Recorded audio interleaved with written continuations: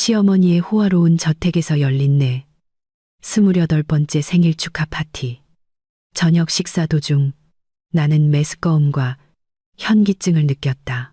신선한 공기를 쐬기 위해 뒤뜰 정원으로 나가기로 마음먹었다. 하지만 밖으로 나가는 문을 열었을 때 내가 본 광경은 나를 충격에 빠뜨렸고 나는 스스로를 구하기 위해 그 자리에서 기절한 척할 수밖에 없었다. 그날 밤은 미나에게 더없이 행복한 밤이 되어야 했다. 28이라는 나이는 원숙한 성숙을 의미하는 숫자였고 그녀는 시댁의 웅장한 저택에서 그날을 기념할 수 있다는 사실에 감사했다. 식당의 크리스털 샹들리에가 은은하게 빛나며 긴 테이블 위에 정갈하게 놓인 값비싼 도자기 접시에 황금빛 그림자를 드리웠다. 그날 밤의 분위기는 이상하리만치 고요했다. 대부분의 사람들이 벌이는 떠들썩한 파티와는 거리가 멀었다. 시끄러운 음악도 친구들의 웃음소리도 없었다. 오직 접시에 부딪히는 숟가락 소리와 중앙냉난방 시스템의 조용한 우문거림만이 들릴 뿐이었다. 언제나 완벽한 모습을 유지하는 미나의 시어머니 박 여사는 테이블 끝에 등을 꼿꼿이 세운 채 앉아 있었다. 그녀는 고혹적인 마룬색 실크 드레스를 입고 있었는데 그 모습이 위험 있으면서도 위압적으로 보였다. 50대라고는 믿기지 않을 만큼 탄탄한 그녀의 얼굴에는 상냥한 미소가 걸려 있었지만 그 눈빛은 언제나 미나의 모든 움직임을 평가하듯 날카롭게 빛났다. 미나의 옆에는 남편 지훈이 앉아 있었다. 그는 깔끔하게 다려진 흰색 셔츠를 입고 늠름해 보였다. 하지만 오늘 밤 지훈은 어딘가 달라 보였다. 저녁 식사가 시작된 이후로 지훈은 대부분 고개를 숙인 채 음식을 깨작거렸다. 그는 미나의 눈을 거의 마주치지 않았다. 미나가 휴가 계획이나 다른 가벼운 주제로 말을 걸 때마다 지훈은 짧은 웅얼거림이나 어색한 고갯짓으로만 대답할 뿐이었다.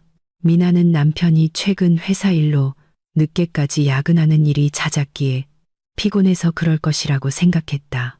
미나는 이해하려 노력했다. 헌신적인 아내로서 그녀는 항상 남편을 지지하고 가문의 명예를 지켜야 한다고 배웠다. 이 저택에 처음 발을 들인 날부터 박 여사가 늘 강조해온 원칙이었다. 메인 요리가 끝나자 검은색과 흰색 유니폼을 입은 여성 직원이 다가와 소음 하나 없이 능숙하게 테이블을 치웠다. 잠시 후 박 여사는 자리에서 일어나 방구석에 있는 자개 장식장으로 향했다. 그녀는 아름다운 도자기, 찻주전자와 작은 찻잔 3개가 담기는 쟁반을 들고 돌아왔다. 박 여사가 쟁반을 테이블 중앙에 놓자마자 강렬한 약초 향이 코를 찔렀다. 그 냄새는 생강, 강황, 그리고 미나의 후각으로는 분간할 수 없는 약간 톡 쏘는 무언가가 섞인 듯한 향이었다.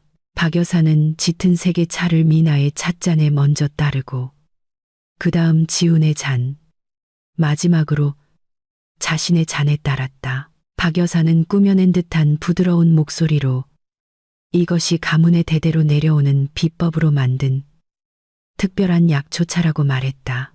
그녀는 이 차가 자궁 건강과 기력 회복에 아주 좋다고 덧붙였다. 특히 아이를 계획하고 있는 젊은 부부에게는 더할 나위 없다고 했다. 미나는 시어머니의 관심에 감동했다. 지금까지 그들의 관계는 표면적으로는 아무 문제가 없었다. 비록 미나는 종종 자신이 지훈 집안의 사회적 지위에 어울리지 않는다고 느꼈지만 말이다. 미나는 수수하고 단아한 옷차림에 신앙심이 깊은 평범한 여성이었다. 반면 박 여사는 화려함으로 가득 찬 삶을 사는 사교계의 명사였다. 이런 특별한 관심을 받자 미나는 자신이 받아들여진 것 같은 기분이 들었다. 조금의 의심도 없이 미나는 작은 찻잔을 들어 올렸다. 뜨거운 김이 피어오르며 젖은 흙 같은 이상한 향기를 실어 날랐다. 미나는 차 표면을 천천히 불어식힌 후 한 모금 마셨다. 맛은 아주 썼다. 어릴 적 마셨던 그 어떤 한약보다도 훨씬 썼다. 혀뿌리에 떫은 맛이 남아 목구멍이 불편했다. 하지만 박 여사의 기대에 찬 눈빛을 보자 미나는 억지로 찻잔을 비우기 위해 몇 번에 걸쳐 크게 삼켰다. 그녀는 이 귀한 차를 정성껏 준비해준 시어머니를 실망시키고 싶지 않았다. 반면 지우는 자신의 찻잔에 전혀 손을 대지 않았다. 포크를 쥔 그의 손이 희미하게 떨리는 듯했다. 미나가 고개를 돌려 마시지 않을 거냐고 묻자 남편은 화들짝 놀라며 옆에 있는 물잔을 급히 마셨고 약초차는 완전히 무시했다. 차를 다 마신 지 15분이 지났다. 식탁에서의 대화는 아내로서 순종하는 법에 대한 박 여사의 훈계만 이어져 미나에게는 지루하게 느껴지기 시작했다. 갑자기 미나는 뱃속에서 이상한 기운을 느꼈다. 극심한 메스꺼움이 갑자기 목구멍으로 치밀어 올랐다. 머리가 빙빙 돌았다. 마치 식당 바닥이 한쪽으로 기울어지는 것 같았다. 시야가 흐릿해지기 시작했다. 테이블 끝에 앉은 박 여사의 얼굴이 두 개로 보이며 물결쳤다. 차가운 땀이 이마를 적셨다. 미나는 불평으로 저녁 식사 분위기를 망치고 싶지 않아 버텨보려 했다. 하지만 복통은 보이지 않는 손에 쥐어짜이는 것처럼 점점 더 심해졌다. 미나는 결국 화장실에 다녀오겠다고 양해를 구했다. 그녀의 목소리는 쉬고 약하게 들렸다. 박 여사는 알 수 없는 옅은 미소를 지으며 천천히 고개를 끄덕였다. 반면 지우는 아내의 얼굴을 감히 쳐다보지 못했다. 미나는 비틀거리지 않으려 테이블 가장자리를 붙잡고 힘겹게 일어섰다. 그녀는 주방 근처 복도에 있는 손님용 화장실을 향해 비틀거리며 걸어갔다. 하지만 문고리를 돌리려 했을 때 문이 잠겨 있다는 것을 알았다. 미나는 안에 직원이 있을지도 모른다고 생각하며 가볍게 노크했지만 아무 대답도 없었다. 메스꺼움은 더욱 참을 수 없게 되었다. 지금 당장 신선한 공기가 필요했다. 집안의 산소는 희박하게 느껴졌고 숨이 막혔다. 미나는 뒤뜰 정원으로 가기로 결정했다. 그녀는 복도 끝에 박 여사가 자랑하는 장미 정원으로 바로 연결되는 미닫이 유리문이 있다는 것을 알고 있었다. 발을 질질 끌며 미나는 어둑한 복도를 따라 걸었다. 두꺼운 카펫이 그녀의 발소리를 흡수했다. 그녀의 머릿속은 고통을 참는 것과 약초차의 효과가 왜 이리도 고통스러운지에 대한 혼란으로 가득 찼다. 그저 체했거나 위험이 도진 것일지도 모른다고 생각했다. 유리문 앞에 도착한 미나는 잠시 멈춰 숨을 골랐다. 떨리는 손으로 차가운 문고리를 잡았다. 그녀는 저녁 식사를 방해하지 않으려 소리를 내지 않으려 애쓰며 문을 천천히 열었다. 차가운 밤 공기가 얼굴에 와닿으며 약간의 안도감을 주었다. 하지만 그 안도감은 그녀의 눈이 심장을 닫게 할 만한 광경을 포착하기 전 아주 잠시뿐이었다. 정원의 희미한 노란 불빛 아래 가시 돋친 장미 덤불 사이에서 미나는 너무나 잘 아는 두 사람의 모습을 보았다. 직원이 아니었다. 정원사도 아니었다. 바로 박 여사와 지훈이었다. 미나는 숨을 헉 들이마셨다. 분명히 조금 전까지 식당에 있지 않았나. 어떻게 자신보다 더 빨리 이곳에 도착할 수 있었을까? 어지러운 머리로 미나는 상황을 이해하려 애썼다. 알고 보니 식당에서 그녀가 모르는 옆 정원으로 가는 지름길이 있었던 것이다. 하지만 미나를 공포에 질리게 한 것은 그것이 아니었다.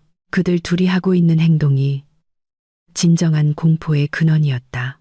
파티 드레스를 아직 입고 있는 박 여사는 이제 팔꿈치까지 오는 노란색 고무장갑을 끼고 있었다. 그녀의 손에는 땅을 비추는 커다란 손전등이 들려 있었다. 한편 지우는 값비싼 재킷을 벗어 던진 상태였다. 그의 흰 셔츠는 팔꿈치까지 걷어 올려져 있었고 땀으로 흠뻑 젖어 있었다. 그의 손에는 커다란 삽이 들려 있었다. 그들은 구덩이를 파고 있었다. 그 구덩이는 직사각형 모양의 좁고 꽤 깊었다.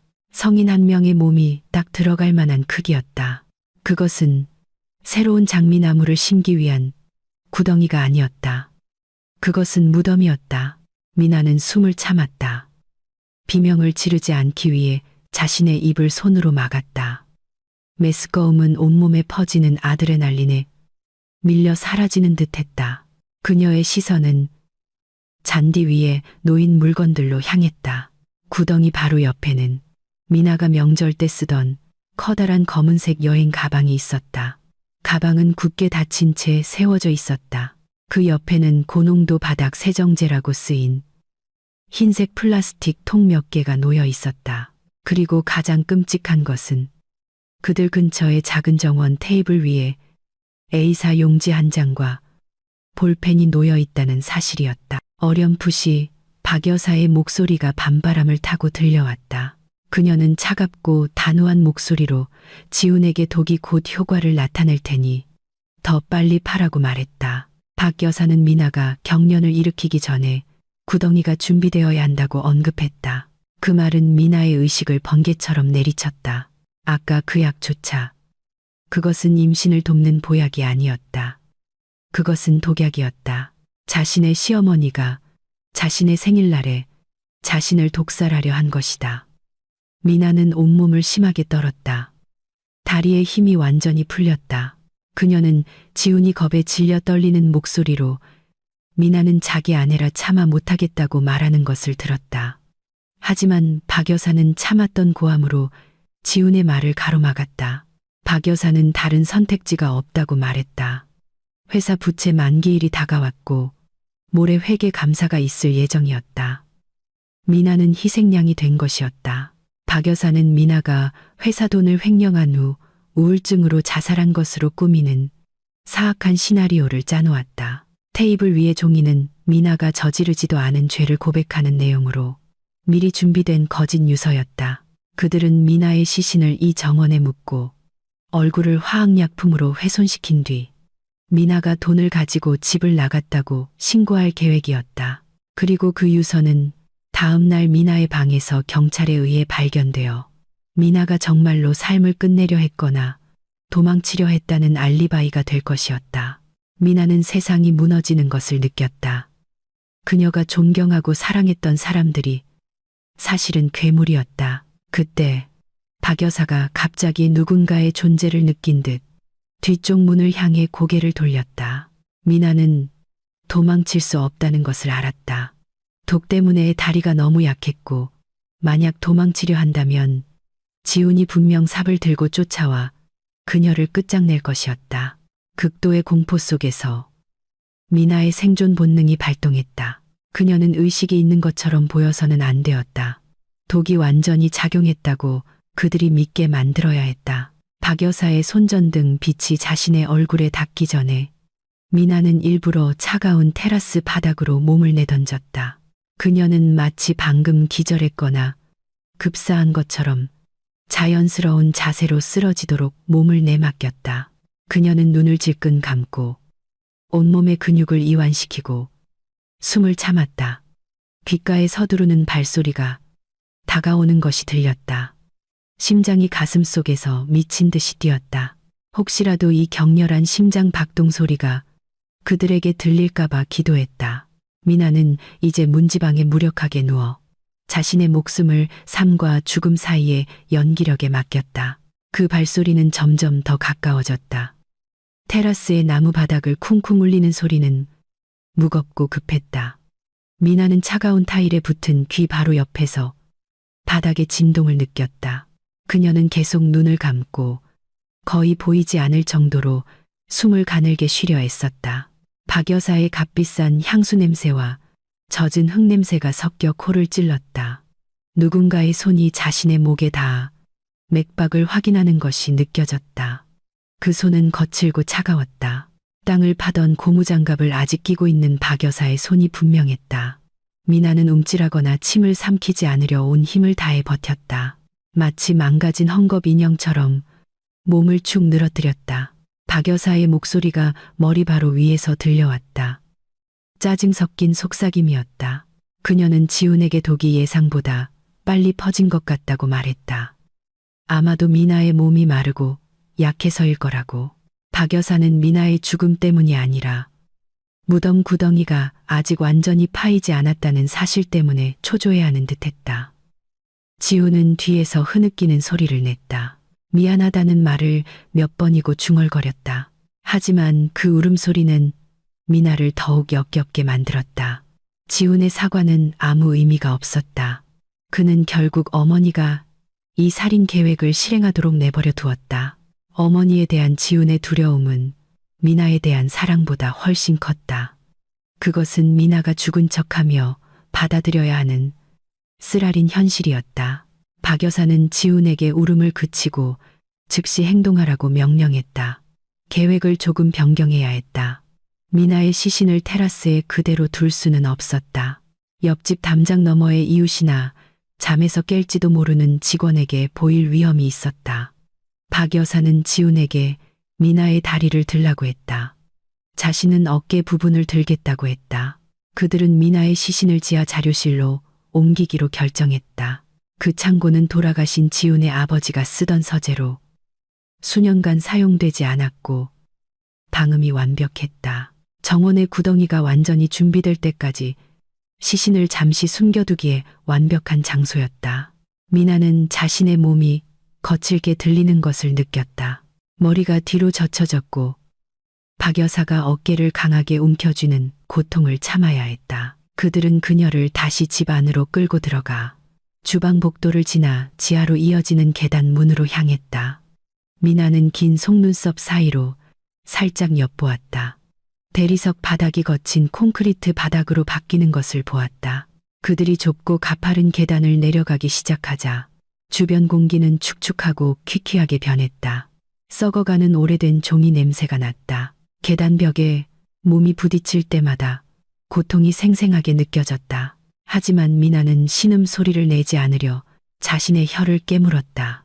아래층에 도착하자 미나의 몸은 두꺼운 먼지가 쌓인 바닥 위로 아무렇게나 내던져졌다. 등에 통증이 퍼졌지만 그녀는 여전히 움직이지 않고 조용히 있었다. 밖에서 무거운 자물쇠가 잠기는 소리가 들렸고 이어 그들이 계단을 올라가며 멀어지는 발소리가 들렸다. 두꺼운 철문이 굳게 닫히고 미나는 완전한 어둠과 오싹한 정적 속에 남겨졌다. 멀리서 새는 파이프에서 물방울이 떨어지는 소리만이 여전히 격렬하게 뛰는 그녀의 심장 박동 소리와 함께했다. 미나는 몇 분을 기다렸다. 그들이 완전히 떠났다고 확신한 후에야 비로소 용기를 내어 눈을 활짝 떴다. 칠흑 같은 어둠이었다. 한 점의 빛도 들어오지 않았다. 미나는 앉으려 했지만 머리가 다시 심하게 어지러웠다. 독의 효과는 여전히 남아 있었다. 아마도 쓰러질 때 무의식적으로 차를 조금 토해냈거나 혹은 그녀의 몸 상태가 좋아서 즉사할 정도의 양은 아니었을 것이다. 미나는 어둠 속에서 기어가며 주위를 더듬었다. 그녀의 손은 판지 상자 더미, 부러진 나무 의자, 그리고 차가운 철제 캐비닛에 닿았다. 빛이 필요했다. 그녀는 방에서 아로마 캔들을 켤 때 쓰려고 항상 겉옷 주머니에 작은 성냥을 넣어 다녔던 것을 기억해냈다. 떨리는 손으로 주머니를 뒤져 그 작은 구원의 물건을 찾아냈다. 작은 불꽃이 켜지며 비좁고 가득 찬 방을 밝혔다. 이 자료실은 문서 쓰레기 처리장에 더 가까웠다. 철제 선반들이 방을 가득 메우고 줄지어 서 있었고 먼지 쌓인 두꺼운 파일들로 가득했다. 미나는 균형을 잡기 위해 선반 하나에 몸을 기대며 일어서려 했다. 탈출구를 찾아야 했다. 그녀의 눈은 환풍구나 창문을 찾으며 방 주위를 훑었다. 그러나 그녀의 시선은 방구석 낡은 책상 위에 흩어져 있는 서류 더미에서 멈췄다. 그 서류들은 다른 것들보다 훨씬 새 것처럼 보였다. 마치 방금 열어보거나 검토한 것처럼. 미나는 비틀거리며 다가갔다. 성냥 불꽃을 그 종이들에 가까이 가져갔다. 거기에 적힌 이름을 읽는 순간 그녀의 심장이 격렬하게 뛰었다. 김유라. 그것은 지훈의 첫 번째 전 부인의 이름이었다. 지금까지 박 여사와 지훈은 유라가 더 부유한 남자를 위해 지훈을 버리고 해외로 도망간 파렴치한 여자라고 말해왔다. 하지만 미나가 책상 위에서 본 것은 전혀 다른 이야기를 들려주었다. 거기에는 유라의 실제 여권, 신분증, 그리고 통장이 있었다. 만약 유라가 정말 해외로 갔다면 왜 이 모든 중요 서류들이 아직 여기에 있단 말인가? 미나는 유라의 서류 아래에 있던 다른 파일을 열었다. 그녀는 선희 영원 번영이라는 이름의 유령 회사 설립 증서를 발견했다. 조직 구조도 페이지에서 미나의 눈이 휘둥그레졌다. 그녀의 이름, 박미나, 가 대표 이사로 선명하게 적혀 있었다. 그 아래에는 수십억 원에 달하는 불법 대출 계약서, 자금 세탁, 그리고 허위 거래에 대한 수십 장의 첨부 파일이 있었다. 모든 문서에는 미나의 서명이 있었다. 서명은 매우 비슷했지만 미나는 자신이 한 번도 서명한 적이 없다고 100% 확신했다. 모든 것이 이제 명확하고 끔찍해졌다. 미나는 자신의 결혼이 처음부터 함정이었다는 것을 깨달았다. 박 여사는 며느리를 원한 것이 아니었다. 그녀는 희생양을 원했다. 유라도 아마 같은 운명을 겪었을 것이다. 이전 시기의 금융범죄에 대한 희생양으로 이용된 후 제거되었을 것이다. 그리고 이제 미나의 차례였다.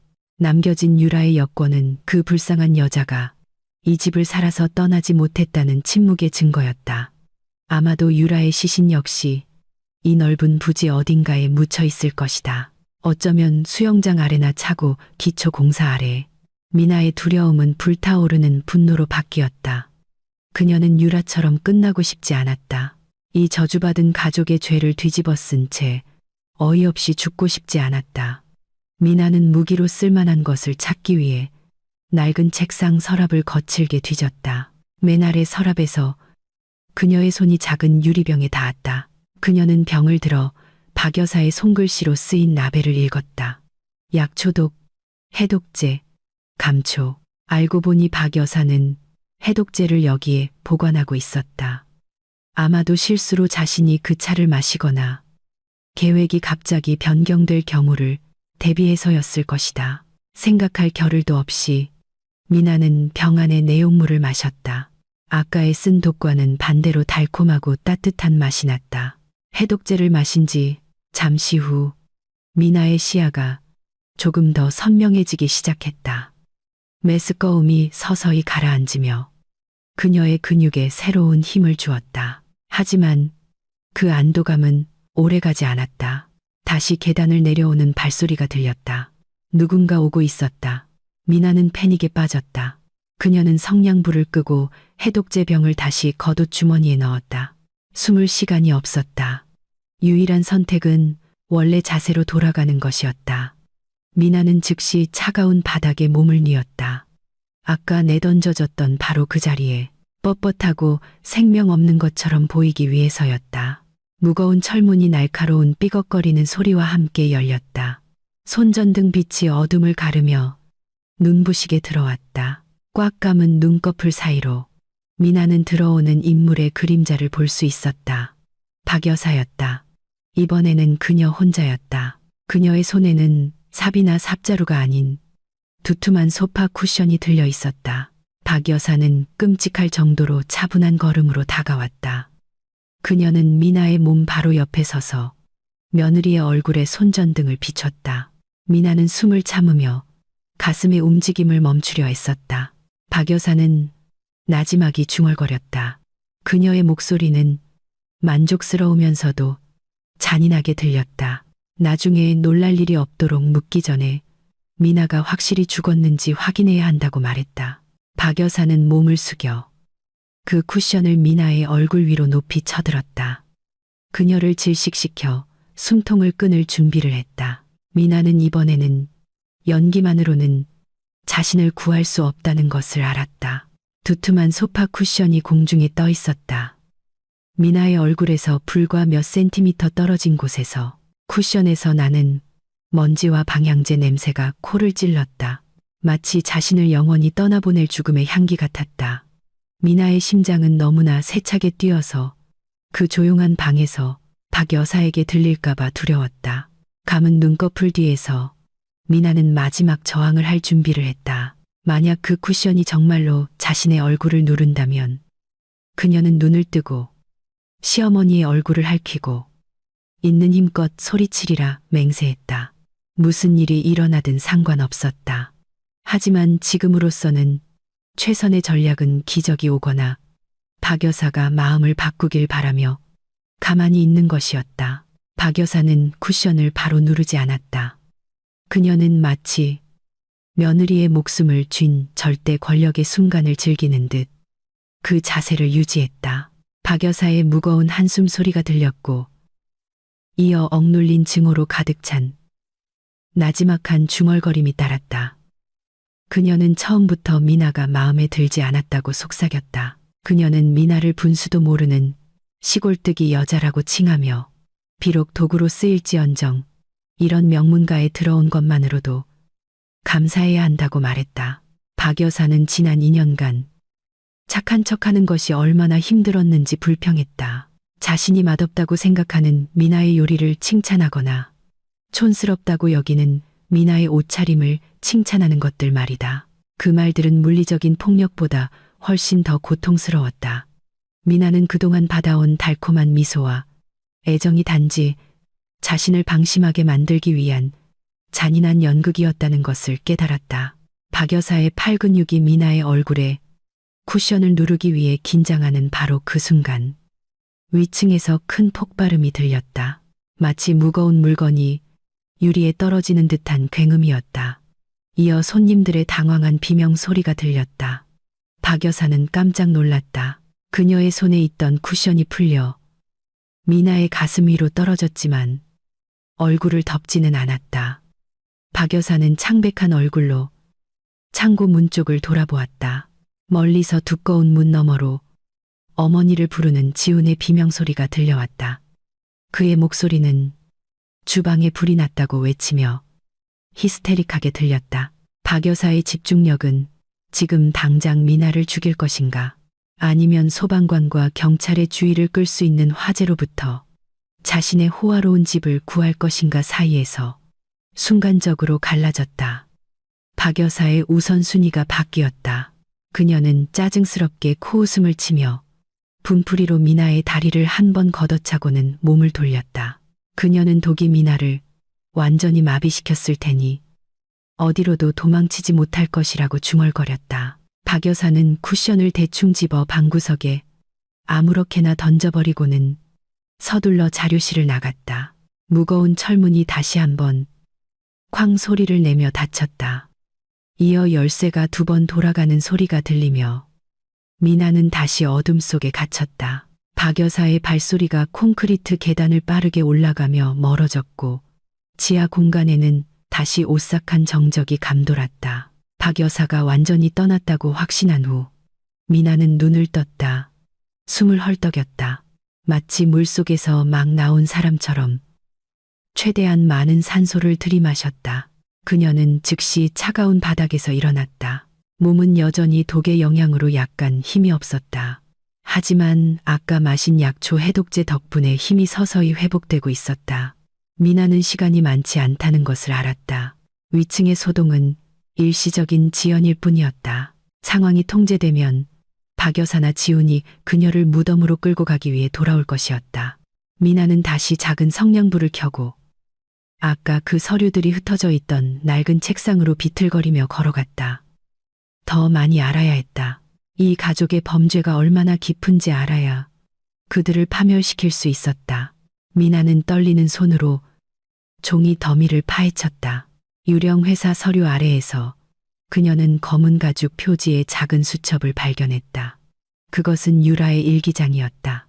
미나는 그것을 열고 희미한 성냥 불빛에 의지해 한 장 한 장 읽어내려갔다. 유라의 글씨체는 단정했지만 감정적인 압박감이 가득했다. 거기에는 유라가 처음에는 여왕처럼 대우받았던 이야기가 적혀 있었다. 그러다 서서히 백지 수표와 자산 서류에 서명하라는 요구를 받기 시작했다. 마침내 그녀는 자신의 이름이 돌아가신 박 여사의 남편이 운영하고 박 여사가 이어받은 사기성, 불법 투자로 얻은 돈을 세탁하는 데 사용되고 있다는 것을 깨달았다. 일기장의 마지막 페이지는 5년 전, 바로 유라가 실종되었다고 알려진 날짜였다. 유라는 박 여사가 생명보험금 청구에 대해 이야기하는 것을 들었기 때문에 그날 밤 도망칠 계획이라고 썼다. 미나는 소름이 돋았다. 패턴이 똑같았다. 단지 방법이 조금 진화했을 뿐이다. 예전에는 보험금, 지금은 빚의 희생양.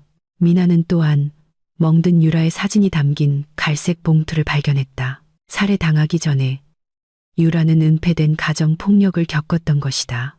이 사실은 미나의 피를 끓게 했다.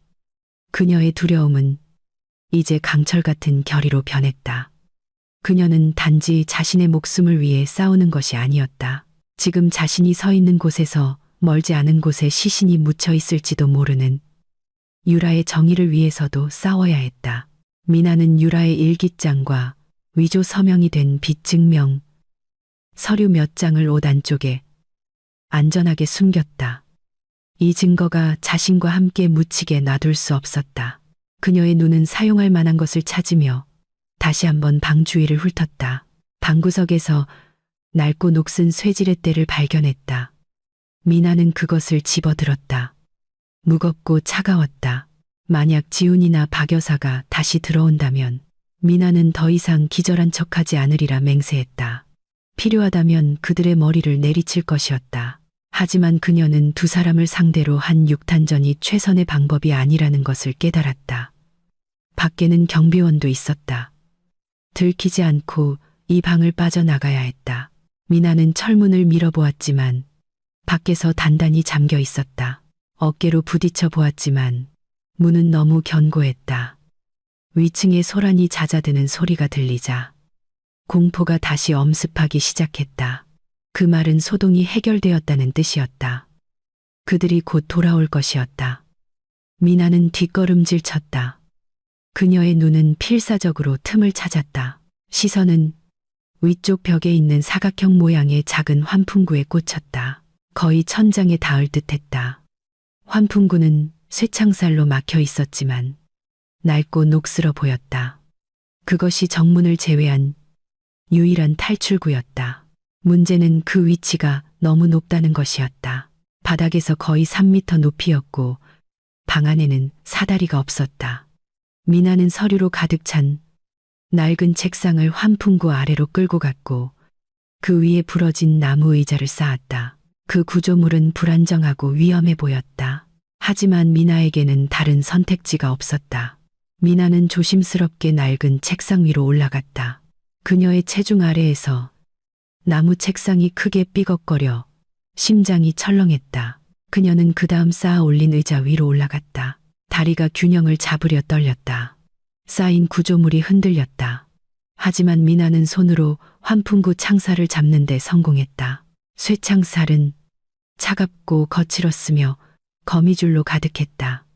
미나는 그것을 흔들어 보았다. 녹슬었지만 여전히 콘크리트에 단단히 박혀 있었다. 적절한 도구 없이는 맨손으로 이 창살을 부수는 것은 불가능했다. 그녀는 좌절하며 한숨을 쉬었다. 희망이 사라지는 듯했다. 그녀는 이 콘크리트 관 속에 갇혔다. 미나가 절망적으로 내려오려던 순간 갑자기 환풍구 바깥쪽에서 금속이 긁히는 소리가 들렸다. 미나는 얼어붙었다. 밖에 경비원이 있나? 내가 탈출하려는 걸 아나? 하지만 그 소리는 열쇠나 경보음이 아니었다. 지렛대 소리였다. 누군가 밖에서 창살을 열려고 하고 있었다. 미나의 심장은 두려움과 희망 사이에서 격렬하게 뛰었다. 천천히 하지만 확실하게 쇠창살 틀이 헐거워졌다. 흙으로 더러워진 주름진 손이 나타나 창살을 완전히 뽑아냈다. 희미한 달빛이 뚫고 들어와 희망에 가득 차 올려다보는 미나의 얼굴을 비췄다. 환풍구 틈으로 늙은 김씨 아저씨의 얼굴이 나타났다. 그동안 미나와 마주칠 때마다 고개만 숙이던 말 못하는 정원사가 이제는 날카롭고 걱정스러운 눈빛으로 그녀를 바라보고 있었다. 김씨 아저씨는 검지를 입술에 대고 미나에게 소리를 내지 말라는 신호를 보냈다. 그 노인은 이어서 밧줄 한 가닥을 내려주었다. 아까 미나가 뒤뜰에서 보았던 그녀의 시신을 묶는 데 사용될 예정이었던 바로 그 밧줄이었다. 아이러니하게도 그녀의 죽음을 위해 준비된 도구가 이제 그녀의 구원의 도구가 되었다. 김씨 아저씨는 밧줄 끝을 밖에 튼튼하게 자란 나무줄기에 묶어 밧줄이 튼튼한지 확인했다. 시간을 낭비하지 않고 미나는 그 밧줄을 잡았다. 그녀는 등반에 익숙한 여자가 아니었고 특히 움직임을 제약하는 긴 옷을 입고 있었다. 하지만 아드레날린이 그녀에게 초인적인 힘을 주었다. 그녀는 몸을 끌어올렸고 발판을 찾기 위해 벽을 찼다. 숨이 가빠지고 차가운 땀이 흘렀다. 잠시 미끄러질 뻔했지만 손바닥이 벗겨지고 따가울 때까지 밧줄을 잇는 힘껏 붙잡았다. 마지막 남은 힘으로 미나는 좁은 환풍구 구멍을 통해 몸을 빼내는데 성공했다. 어깨가 거친 콘크리트 가장자리에 긁혀 아팠다. 머리에 쓴 스카프가 걸려 조금 찢어졌지만 신경 쓰지 않았다. 미나의 몸이 밖으로 미끄러져 나와 집 옆 축축한 잔디 위로 굴러 떨어졌다. 신선한 밤 공기가 즉시 그녀의 폐를 채웠다. 그녀는 자유로웠다. 김씨 아저씨는 즉시 미나를 일으켜 세워 주 정원의 불빛을 피해 울타리 덤불 뒤로 숨도록 끌어당겼다. 그들이 있는 곳은 집의 사각지대였다. 무덤 구덩이가 있는 뒤뜰에서도 멀었고 정문 경비 초소에서도 보이지 않았다. 김씨 아저씨는 미나의 어깨를 토닥였다. 그의 눈에는 눈물이 고여 있었다. 그는 낡은 바지를 뒤져 작은 물건 하나를 꺼냈다. 은색 USB 드라이브였다. 김씨 아저씨는 다급한 몸짓으로 그 USB를 미나의 손에 쥐어주었다. 그는 이어서 미나가 이해할 수 있는 간단한 수화를 사용했다. USB를 가리키고 아래의 자료실을 가리킨 다음 목을 긋는 신호를 하고 집 안쪽을 가리켰다. 미나는 그 뜻을 이해했다. 김씨 아저씨는 모든 것을 알고 있었다. 그동안 그 노인은 단순한 정원사가 아니라 증거를 모으던 침묵의 증인이었던 것이다. 아마 이 USB에는 예전에 유라가 저장해둔 기록이나 데이터, 혹은 김씨 아저씨가 수년간 그곳에서 일하며 말을 못한다는 이유로 위험하지 않다고 여겨져 모을 수 있었던 다른 범죄의 증거가 담겨 있을 것이다. 미나는 그 USB를 꽉 쥐었다. 그녀는 김씨 아저씨를 바라보며 목이 메인 목소리로 감사하다고 속삭였다. 김씨 아저씨는 이어서 약간 낮고 덩굴 식물로 덮인 옆 담장을 가리켰다. 그곳이 출구였다. 김씨 아저씨는 그녀에게 뛰라고 했다. 최대한 멀리. 그리고 다시는 돌아오지 말라고. 미나는 그 담을 바라보았다. 자유가 저기에 있었다. 저 담을 넘으면 큰 길로 달려나가 택시를 잡거나 지나가는 차를 얻어 타고 경찰서로 갈 수 있었다. 그것이 논리적이고 안전한 선택이었다. 하지만 미나의 발걸음이 멈췄다. 박 여사의 오만한 얼굴, 지훈의 비겁한 얼굴, 그리고 유라의 비극적인 운명이 다시 떠올랐다. 만약 지금 도망친다면 그들은 증거를 인멸할 시간을 벌게 될 것이다. 그들은 무덤을 메우고 창고에 서류들을 불태우고 미나가 미쳐서 사라졌다고 꾸며낼 수 있었다. 경찰은 신고를 처리하는데 오랜 시간이 걸릴 수 있고 박 여사의 돈과 인맥으로 그들은 유라 사건 때처럼 또다시 빠져나갈 수도 있었다. 미나는 평생 두려움 속에서 도망치고 숨어 지내는 피해자가 되고 싶지 않았다. 오늘 밤 이 집에는 수십 명의 중요한 손님들, 사업 동료들, 그리고 영향력 있는 사람들이 있었다. 이것은 완벽한 무대였다. 미나는 다시 그 웅장한 저택 쪽으로 고개를 돌렸다. 커다란 창문들 너머로 아마도 아까 주방에서 있었던 작은 폭발에 대해 이야기하며 여전히 모여있는 손님들의 그림자가 보였다. 그녀의 친구인 기자 수진도 거기에 있었다. 그것이 그녀의 무기였다. 미나는 김씨 아저씨에게 고개를 저으며 도망치라는 신호를 거절했다. 그녀는 약간 열려있는 옆 주방문을 가리켰다. 직원들이 쓰레기를 버릴 때 사용하는 문이었다. 미나의 눈은 김씨 아저씨를 놀라게 할 만큼의 결의로 빛났다. 미나는 떠나지 않을 것이라고 속삭였다. 다시 들어갈 것이라고. 오늘 밤 이 연극을 끝낼 것이라고. 김씨 아저씨는 잠시 망설이는 듯했다. 하지만 그 젊은 여성의 눈에 서린 용기를 보고 그는 단호하게 고개를 끄덕였다. 그는 지지의 표시로 미나의 어깨를 토닥이고 밖에서 망을 보며 필요하다면 소란을 피우겠다는 신호를 보냈다. 미나는 흙으로 더러워진 옷을 정돈하고 스카프의 위치를 바로잡고 심호흡을 했다. 그녀는 더 이상 순종적인 며느리가 아니었다. 그녀는 남편의 가족을 파멸시킬 악몽이었다. 소리 없이 가벼운 발걸음으로 미나는 주방문으로 살금살금 다가가 방금 자신을 삼키려 했던 뱀의 소굴로 다시 들어갔다. 신선한 밤 공기가 미나의 폐를 채웠지만 안도감은 아직 가시지 않은 긴장감과 뒤섞여 있었다.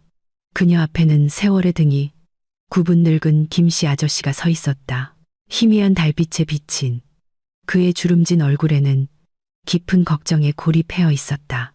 미나가 이 호화로운 집에 산 2년 동안 김씨 아저씨는 종종 무시당하는 배경 인물에 불과했다. 그는 그저 부지런히 마당을 쓸고 박 여사가 아끼는 장미들을 돌보는 말 못하는 정원사로만 알려져 있었다. 가끔 정중한 미소로 인사를 건네던 미나를 포함해 누구도 김씨 아저씨에게 진정으로 말을 건 적이 없었다. 하지만 오늘 밤 미나의 목숨이 경각에 달렸을 때 바로 이 무시당하던 존재가 그녀의 구원의 천사가 되었다. 거칠고 흙투성이인 김씨 아저씨의 손이 미나의 팔을 잡아 높은 환풍구에서 떨어진 그녀가 똑바로 서도록 도왔다. 김씨 아저씨는 미나의 눈을 뚫어지게 바라보았다. 그리고 빠르고 다급한 손놀림으로 낡은 작업복 바지를 뒤졌다. 그는 달빛을 받아 반짝이는 작고 은색의 물건을 꺼냈다. 그것은 USB 드라이브였다. 미나는 그 물건을 혼란스럽게 바라보다 김씨 아저씨의 얼굴을 다시 쳐다보았다. 노인은 미나의 손을 잡고 그 USB를 그녀의 손바닥에 놓은 다음 그 위로 미나의 손가락을 꽉 오므려 주었다. 김씨 아저씨는 이어서 복잡하지만 이해할 수 있는 손짓을 했다. 그는 미나의 가슴을 가리키고 분노에 찬 얼굴로 저택을 가리킨 다음 다시 USB를 가리켰다. 미나는 그 뜻을 알아차렸다. 김씨 아저씨는 이 가족의 범죄 증거가 이 작은 물건 안에 있다고 말하고 싶었던 것이다. 김씨 아저씨는 말을 할 수 없었지만 그의 눈과 그가 오랫동안 간직해온 이 물건은 수천 마디 말보다 더 큰 소리로 이야기하고 있었다. 미나는 속삭이는 목소리로 물었다. 이거 유라 씨 거예요? 김씨 아저씨는 눈물을 글썽이며 세차게 고개를 끄덕였다. 그는 이어서 발밑에 땅을 가리키고 뺨 옆에 손을 대고 잠자는 듯한 시렵을 했다. 하지만 그의 눈은 굳게 감겨 있었고 숨은 멈춰 있었다. 그것은 죽음의 신호였다. 미나는 소름이 끼쳤다. 그녀의 막연한 추측이 사실이었다. 유라는 해외로 가지 않았다. 유라는 이 집 마당을 결코 떠나지 못했다. 아마도 이 USB는 5년 전 박 여사가 유라의 물건을 버리거나 태우려 할 때 김씨 아저씨가 발견했을 것이다. 그리고 김씨 아저씨는 진실을 밝힐 적절한 때를 기다리며 그것을 몰래 보관해왔지만 신체적 한계 때문에 그럴 힘이 없었다. 오늘 밤 그는 그 정의의 바통을 미나에게 넘겨주었다. 증거를 건네준 후 김씨 아저씨는 미나의 어깨를 잡아 집 옆 담장 쪽으로 돌려 세웠다. 담은 그리 높지 않았고 덩굴 식물로 무성하게 덮여 있었다. 담 너머에는 한적한 일반 도로가 있었다. 김씨 아저씨는 미나의 등을 살짝 밀며 어서 담을 넘어 도망쳐 목숨을 구하라는 신호를 보냈다. 그것이 가장 합리적인 탈출구였다. 미나는 담을 넘어 가장 가까운 파출소로 달려가거나 택시를 잡아 시골에 계신 부모님 댁으로 갈 수 있었다. 하지만 미나의 발은 축축한 잔디 위에 못 박힌 듯했다. 그녀는 앞으로 움직이지 않았다. 그녀의 머릿속은 모든 위험을 따지며 빠르게 회전했다. 만약 지금 도망친다면 오늘 밤은 무사할 것이다. 하지만 내일 아침 박 여사는 분명 다른 계획을 세워놓을 것이다. 그들은 미나를 도망친 도둑으로 신고하거나 그 거짓 유서로 그녀에게 누명을 씌울 수 있었다. 미나가 다른 곳에서 자살했다고 말할 수도 있었다. 미나는 평생 지독한 비방과 두려움에 시달리는 도망자가 될 것이었다. 미나는 몸을 돌려 눈앞에 거만하게 서 있는 웅장한 저택을 다시 바라보았다. 커다란 유리창 너머로 파티의 불빛이 환하게 빛났다. 웃고 먹고 마시는 사람들의 그림자가 보였다. 그 집 지하에서 방금 살인 미수 사건이 일어났다는 사실을 전혀 알지 못한 채 미나는 겉옷 주머니를 더듬었다. 김씨 아저씨가 준 USB와 옷 안쪽에 숨겨둔 유라의 일기장에 단단한 형태가 느껴졌다. 그녀는 탄약이 있었다. 증거가 있었다. 만약 도망친다면 그녀의 존재 없이는 이 증거가 충분히 강력하지 않을 수도 있었다. 하지만 만약 다시 들어가서 사업 동료들과 저명인사들인 수십 명의 증인 앞에서 모든 것을 폭로한다면 박 여사는 꼼짝 못할 것이었다. 시어머니가 필사적으로 지켜온 명성은 순식간에 산산조각 날 것이었다. 그리고 박 여사에게는 명예의 실추가 아마 죽음보다 더 고통스러울 것이었다. 미나는 김씨 아저씨에게 천천히 고개를 저었다. 그녀는 날카롭고 결의에 찬 눈빛으로 노인을 바라보았다. 미나는 도망치지 않을 것이라고 속삭였다. 다시 들어갈 것이라고. 오늘 밤 이 모든 광기를 끝낼 것이라고. 김씨 아저씨는 놀란 듯했다. 그의 눈이 걱정스럽게 커졌다. 그는 다시 미나의 손을 담 쪽으로 끌려고 했다. 하지만 미나는 부드럽게 그의 손을 뿌리쳤다. 미나는 약간 열려있는 주방문을 가리켰다. 케이터링 직원들이 쓰레기를 버리러 드나드는 곳이었다. 미나는 자신의 계획을 간략하게 설명했다. 밖에 경비원이 있을 경우 주의를 끌어줄 김씨 아저씨의 도움이 필요했다. 그동안 그녀는 이 스마트홈의 통제센터인 돌아가신 시아버지의 서재로 잠입할 것이었다. 미나의 얼굴에서 뿜어져 나오는 용기를 보고 김씨 아저씨는 마침내 마음이 움직였다. 그는 단호하게 고개를 끄덕이고 지지의 표시로 미나의 어깨를 토닥인 후 망을 보기 위해 큰 나무 그늘 속으로 물러났다. 미나는 심호흡을 하고 환풍구 먼지로 약간 비뚤어지고 더러워진 스카프를 바로잡았다. 옷에 묻은 흙을 최대한 털어냈다. 조심스러운 발걸음으로 그녀는 주방문으로 다가갔다. 볶은 마늘과 구운 고기 냄새가 풍겨 나왔다. 방금 자료실에서 맡았던 흙과 죽음의 냄새와는 대조적이었다. 미나는 문틈으로 엿보았다. 주방은 매우 분주했다. 흰색 유니폼을 입은 요리사들과 직원들이 더러운 접시를 정리하고 디저트를 준비하느라 바빴다. 접시 부딪히는 소리와 음식 주문을 외치는 소리로 분위기는 소란스러웠다. 이것은 미나에게 유리했다. 혼란스러운 주방 속에서 옆문으로 몰래 들어오는 사람 한 명쯤은 아무도 눈치채지 못할 것이었다. 미나는 적절한 순간을 기다렸다. 주방장이 조수 한 명이 숟가락을 떨어뜨린 것을 꾸짖고 있을 때 미나는 안으로 슬쩍 들어갔다. 그녀는 머리를 숙이고 높은 식료품 저장 선반 뒤를 반쯤 뛰듯이 빠르게 움직였다. 누군가 자신을 부를까봐 심장이 세차게 뛰었다. 하지만 주방의 분주함이 그녀를 구했다. 그녀는 주방 구역을 무사히 지나 주방과 집의 주요 부분을 연결하는 직원용 복도로 들어섰다. 이 복도는 더 조용하고 어두컴컴했다. 미나는 발끝으로 걸었다. 귀를 쫑긋 세우고 모든 소리에 귀를 기울였다. 그녀는 항상 잠겨있는 2층 개인 서재로 가야 했다. 미나는 열쇠 위치를 알고 있었다. 결혼 초 박 여사에게 금지당하기 전까지 그 방을 청소하라는 요청을 자주 받았기 때문이었다. 예비 열쇠는 항상 2층 복도 끝에 있는 플라스틱 화분 아래에 숨겨져 있었다. 갑자기 앞에서 발소리가 들렸다. 미나는 패닉에 빠졌다. 그녀는 즉시 옆에 있는 청소 도구 보관함 문을 열고 그 안에 몸을 숨겼다.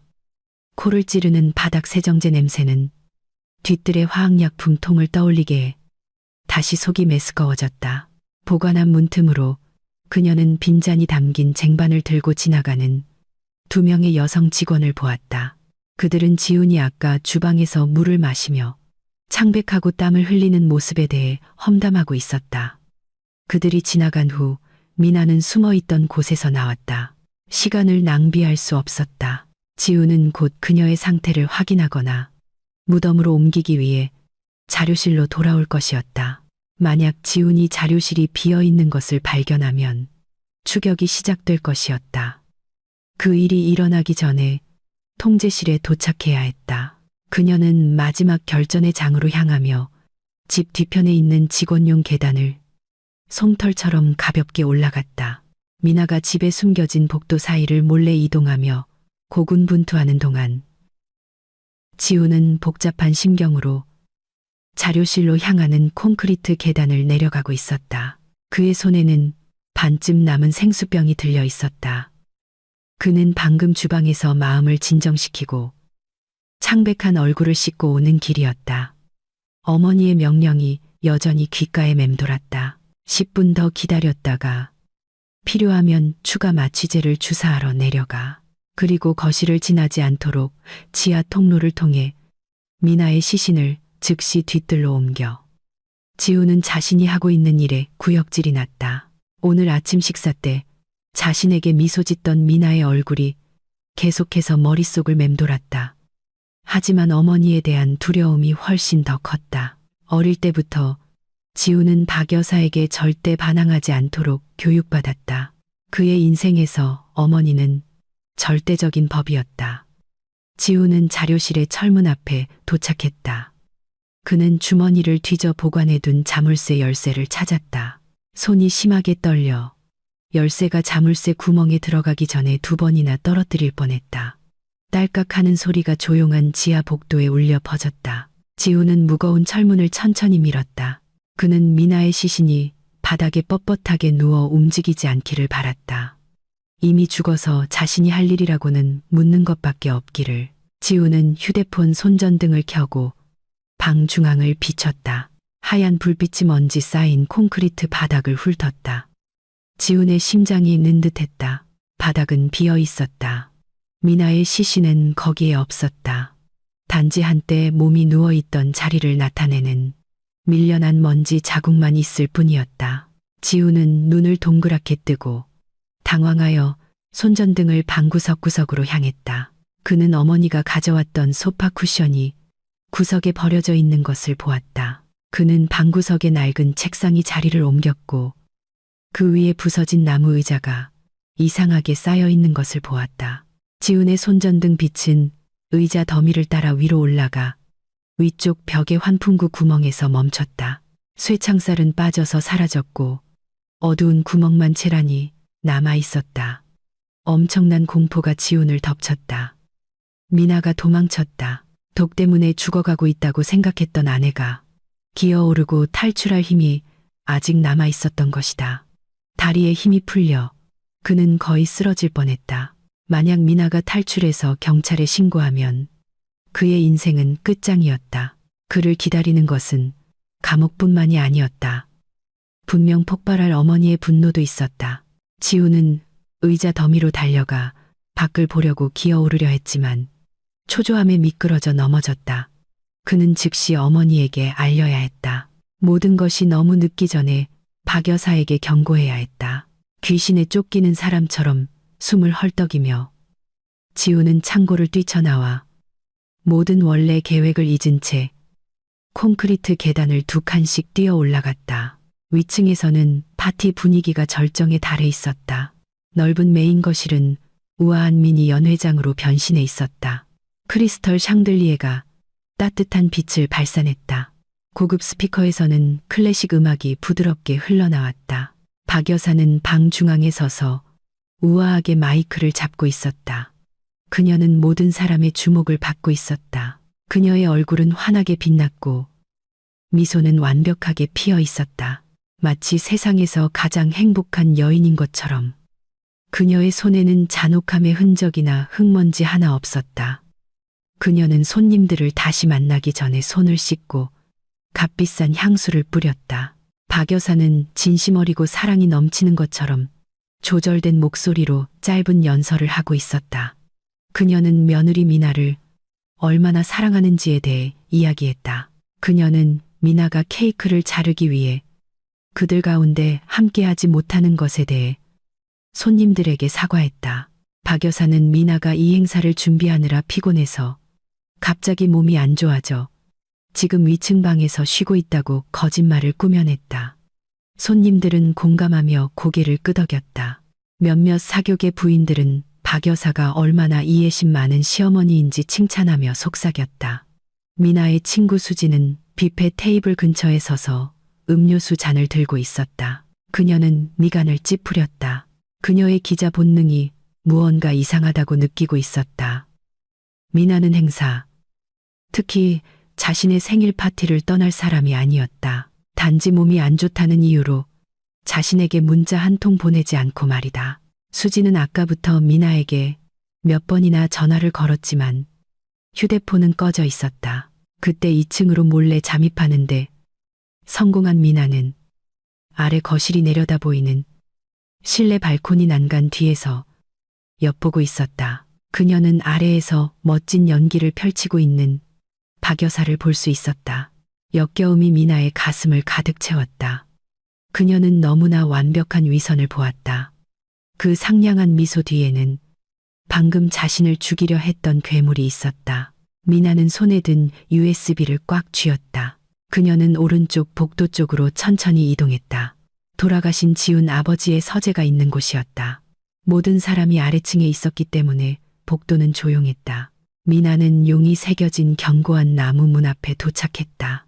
그녀는 문 옆에 큰 화분 아래를 더듬었다. 손가락에 차가운 금속이 닿았다. 예비 열쇠는 아직 그곳에 있었다. 떨리지만 단호한 움직임으로 미나는 서재 문을 열었다. 방은 어둡고 오래된 담배 냄새와 백단향 냄새가 났다. 미나는 안으로 들어가 즉시 안에서 문을 잠갔다. 창밖에서 주의를 끌지 않기 위해 주 조명은 켜지 않았다. 그녀는 오직 책상 위에 있는 큰 컴퓨터 화면에서 나오는 빛에만 의지했다. 컴퓨터는 절전 모드 상태였다. 미나가 마우스를 흔들자 화면이 켜지며 비밀번호를 요구했다. 미나는 씁쓸하게 미소 지었다. 그녀는 비밀번호를 알고 있었다. 예전에 그녀가 시아버지에게 집 CCTV를 감시하기 위해 이 컴퓨터를 사용하는 법을 가르쳐 주었다. 비밀번호는 지훈의 생일이었다. 미나는 그 숫자들을 입력했다. 접근이 허용되었다. 한편 아래층에서는 지훈이 창백한 얼굴에 땀을 뻘뻘 흘리며 손님들 무리 속으로 끼어들었다. 그는 자신의 엉망인 모습을 보고 놀라는 사람들의 시선을 무시했다. 그는 곧장 마이크를 아직 들고 있는 어머니에게로 향했다. 박 여사는 아들의 등장을 보고 미간을 찌푸렸다. 지훈의 혼란스러운 모습이 마음에 들지 않았다. 그녀는 손님들에게 계속 미소를 지으려 했지만 지훈이 즉시 그녀의 귀에 무언가를 속삭였다. 어머니 사라졌어요. 창고가 비었어요. 환풍구가 부서졌어요.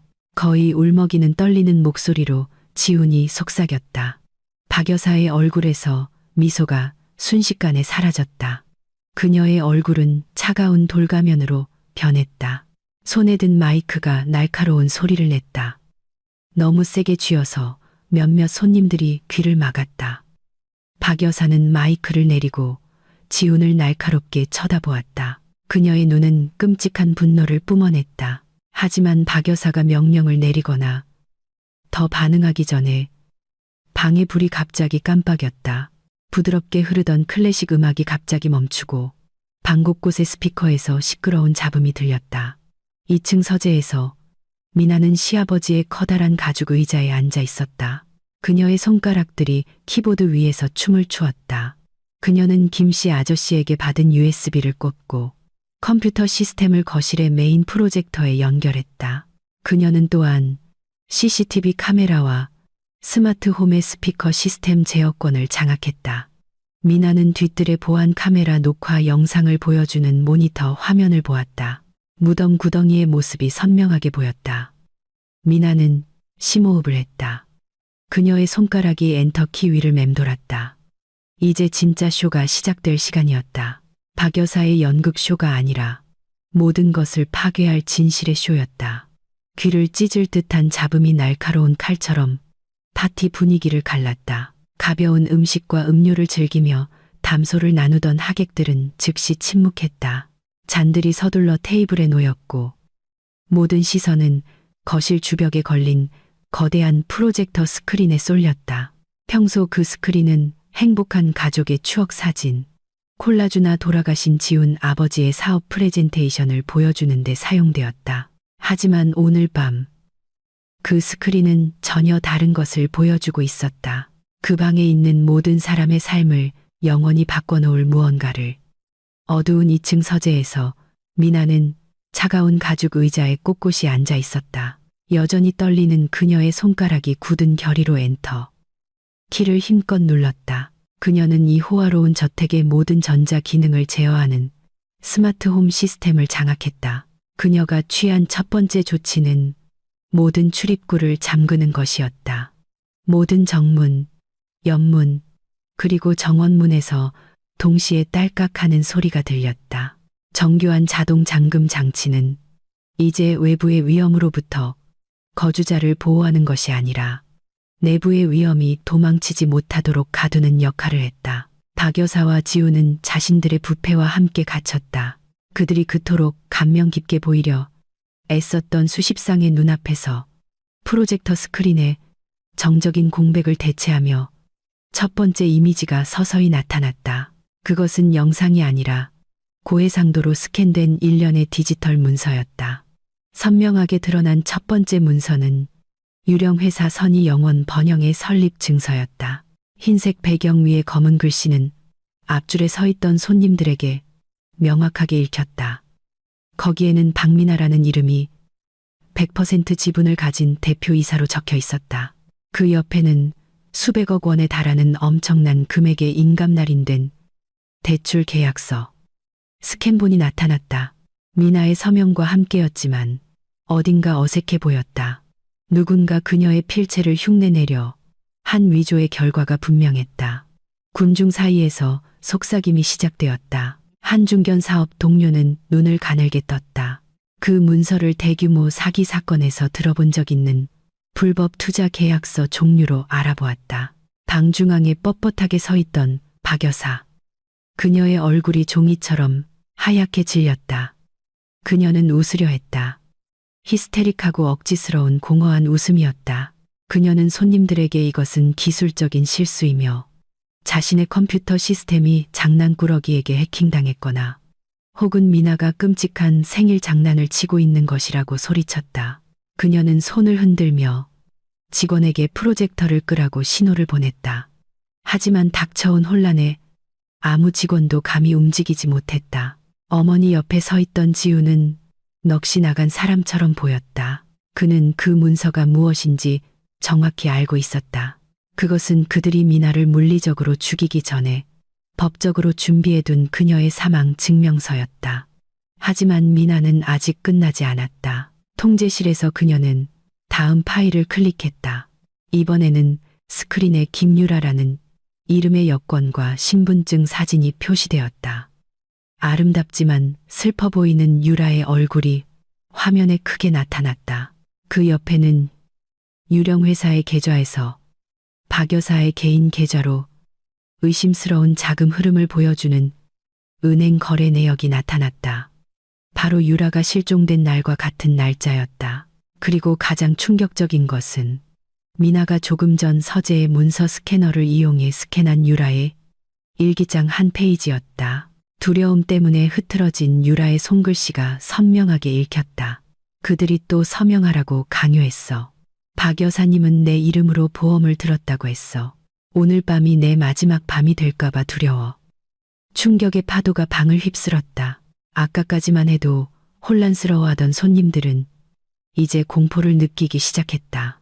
유라라는 이름은 그들에게 낯설지 않았다. 그곳의 손님 대부분은 유라를 다른 남자와 도망친 지훈의 첫 번째 아내로 알고 있었다.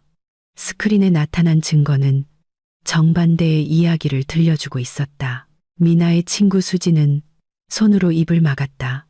그녀의 눈은 믿을 수 없다는 듯 커졌다. 기자로서 그녀는 즉시 썩은 범죄의 냄새를 맡았다. 망설임 없이 수지는 휴대폰을 높이 들어 스크린에 있는 모든 증거를 카메라에 담았다. 휴대폰 화면에 라이브 스트리밍, 표시등이 빨갛게 깜빡이며 이 사건을 소셜미디어의 수천 명의 팔로워에게 생중계했다. 박 여사는 통제력을 잃기 시작했다. 그녀의 우아한 여성의 가면이 깨졌다. 그녀는 경비대장을 부르며 소리쳤다. 전기를 끄라고, 저 프로젝터를 부수라고, 저 이미지들을 없애기 위해 무엇이든 하라고 명령했다. 하지만 누군가 반응하기도 전에 스크린은 다시 화면을 바꿨다. 이번에는 정지된 문서가 아니었다. 이번에는 생방송이었다. 집 뒤뜰 구석을 보여주는 고화질 CCTV 영상이었다. 이미지는 맑고 선명했으며 아름답지만 더럽혀진 장미 정원을 보여주었다. 정원 한가운데에는 새로 판 직사각형 모양의 구덩이가 선명하게 보였다. 그 옆에 붉은 흙더미는 아직 축축했다.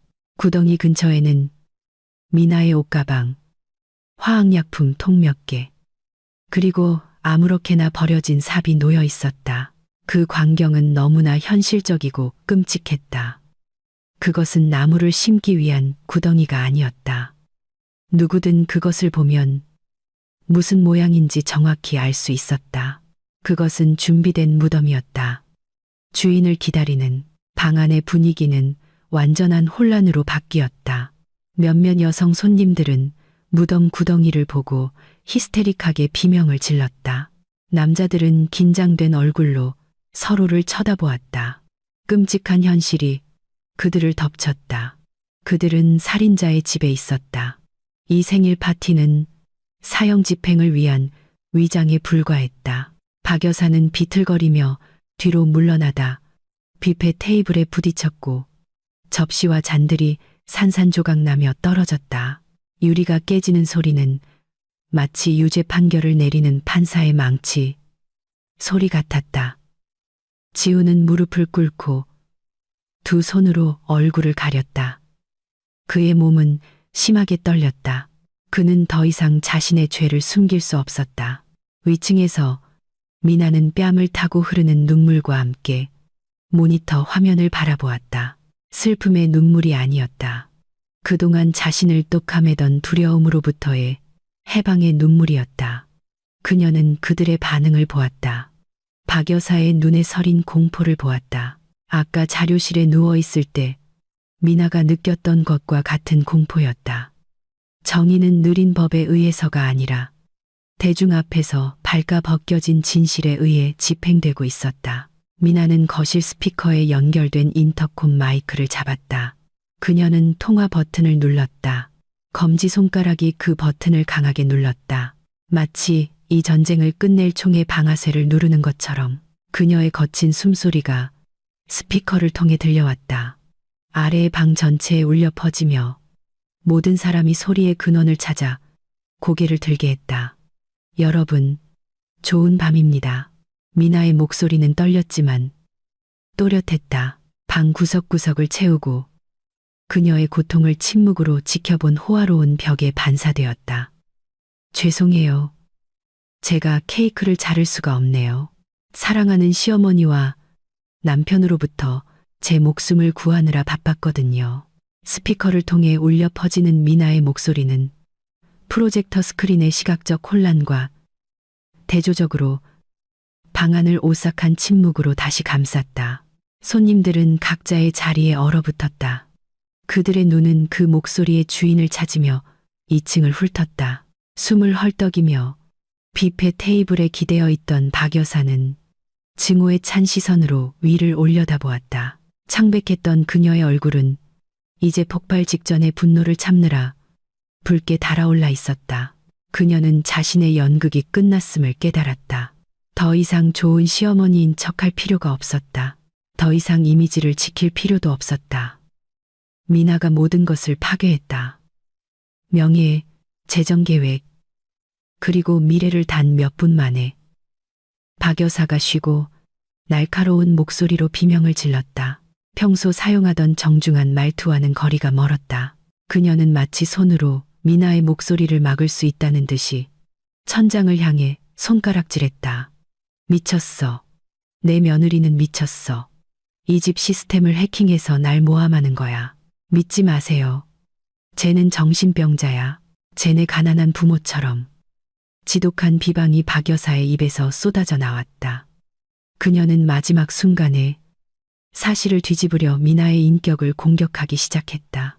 그녀는 중요한 손님들 무리로 달려가 한은행 임원의 양복 소매를 움켜쥐고 자신을 믿어달라고 애원했다. 하지만 손님들은 혐오스러운 얼굴로 박 여사의 손을 뿌리치며 한 걸음 물러섰다. 스크린의 증거는 너무나 강력했다.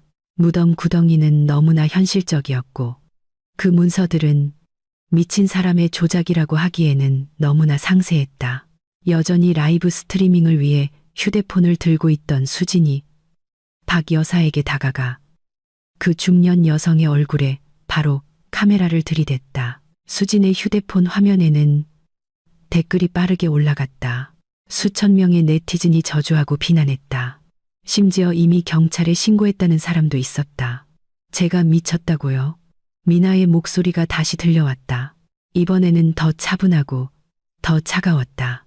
메자닌 실내 발코니와 서재를 연결하는 이중 목재문이 천천히 열렸다. 그곳에 미나의 모습이 나타났다. 그녀는 금으로 장식된 단철 발코니 난간 뒤에 서 있었다. 그녀의 모습은 파티에 어울리는 완벽함과는 거리가 멀었다. 스카프는 약간 비뚤어져 있었다. 고급스러운 드레스는 창고 먼지와 정원 흙으로 더러워졌고 얼굴은 남은 화장기 없이 피곤해 보였다. 하지만 그날 밤 모든 사람의 눈에 그녀는 매우 강인한 인물처럼 보였다. 그녀는 그들 모두 위에 높이 서서 마치 재판을 주재하는 판사처럼 아래를 내려다보았다. 제가 가난할지는 몰라도 어머님, 미나가 말했다. 그녀의 목소리는 마이크 없이도 컸고 아래에 있는 박 여사의 눈을 똑바로 쳐다보았다. 하지만 저는 제 라이프 스타일 빚을 덮기 위해 다른 사람의 목숨을 팔아본 적은 없어요. 저는 유라 씨를 죽이지 않았고 오늘 밤 어머님이 저를 죽이도록 내버려 두지도 않을 거예요. 거짓말, 박 여사가 히스테릭하게 소리쳤다. 그녀는 테이블에서 크리스털 잔을 집어 발코니 쪽으로 던졌다. 잔은 날아갔지만 목표에서 한참 빗나가 미나의 발 아래 벽에 부딪혀 산산조각 났다. 유리 조각이 흩어지자 몇몇 손님들이 놀라 비명을 질렀다. 그 공격적인 행동은 오히려 박 여사의 감정이 얼마나 불안정한지를 더욱 증명할 뿐이었다. 사기꾼, 회사 돈을 횡령한 건 너야. 우리 가족 자산을 가지고 도망치려던 것도 너고. 그 유서가 증거야. 자살하고 싶어서 네가 직접 쓴 거잖아. 미나는 옅게 미소 지었다. 연민과 승리감이 뒤섞인 미소였다. 그녀는 몸을 약간 앞으로 기울여 발코니 난간에 손을 기댔다. 유서요.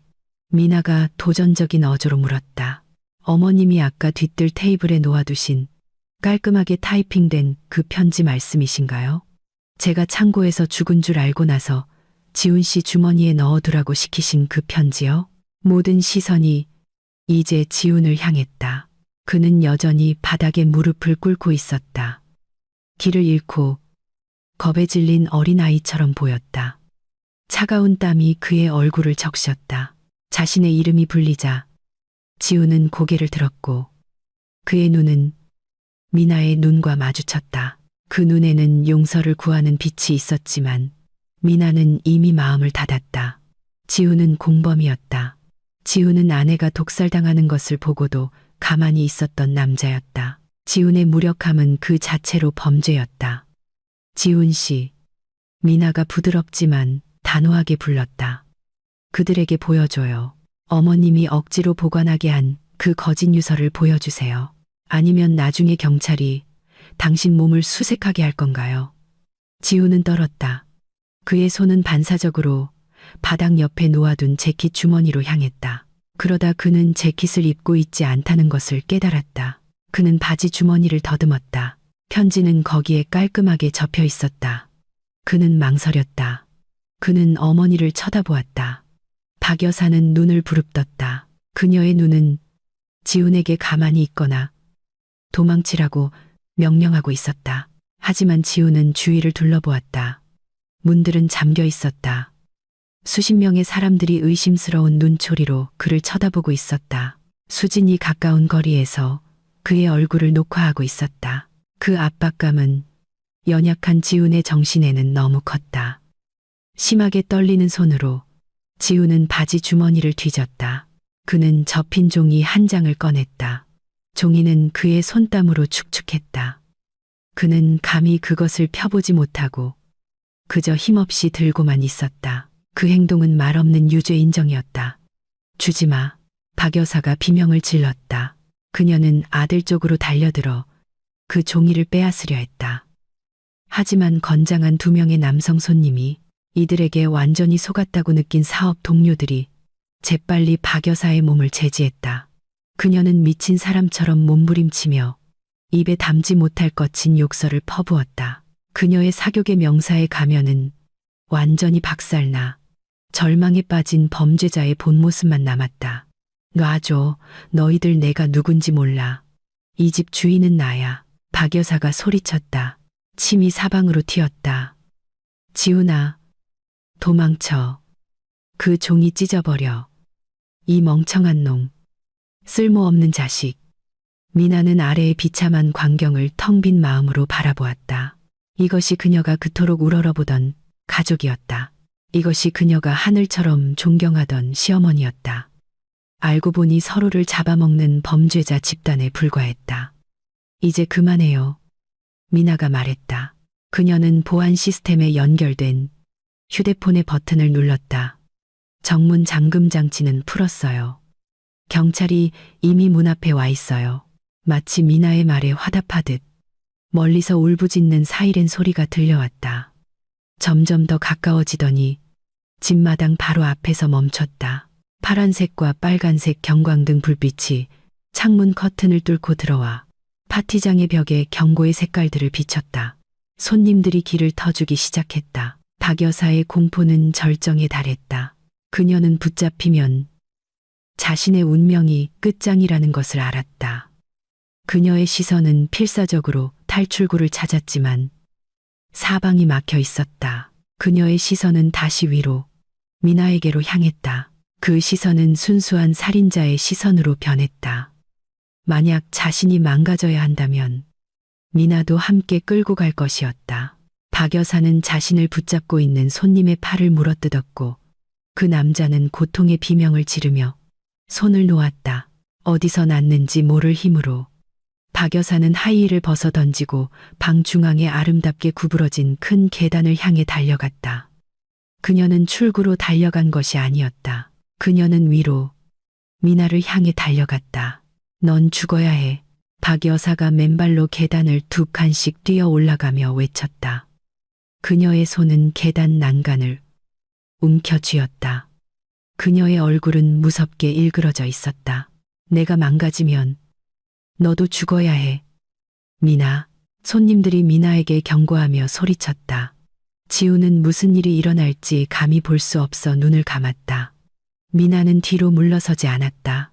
그녀는 계단 꼭대기에 가만히 서서 사리를 품고 자신을 향해 달려오는 여자를 바라보았다.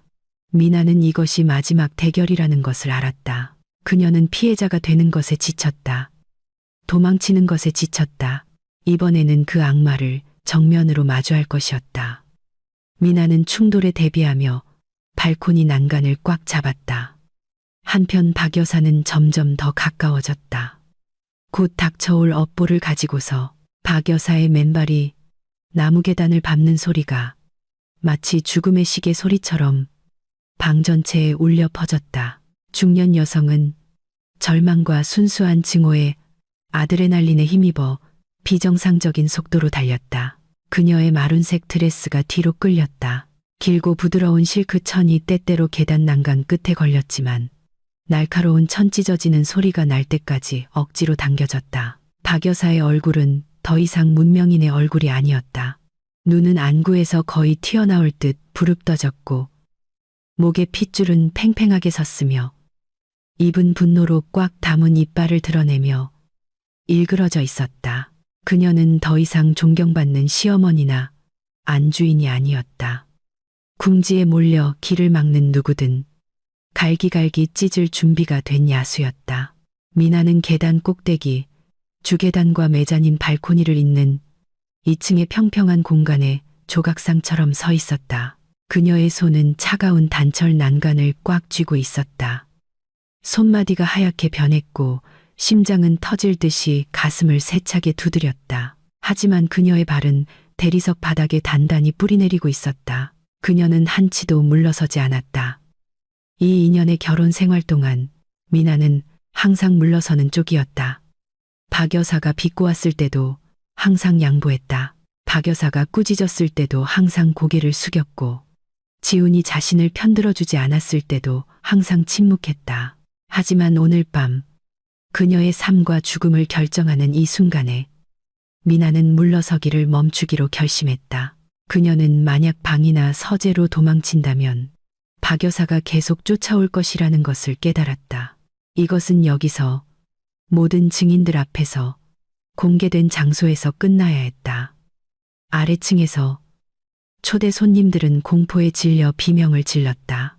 몇몇 사람들은 아이들의 눈을 가렸고 다른 사람들은 엘리트 파티에서 눈앞에 펼쳐지는 폭력 장면에 믿을 수 없다는 듯 얼어붙었다. 여전히 거실 바닥에 무릎을 꿇고 있던 지우는 천천히 고개를 들었다. 그는 사례를 품고 달려 올라가는 어머니와 그 위에서 차분하게 서 있는 아내를 보았다. 그의 가장 깊은 마음 속에서는 소리치고 싶었고 달려 올라가 그들을 말리고 싶었고 자신의 죄를 속죄하고 싶었다.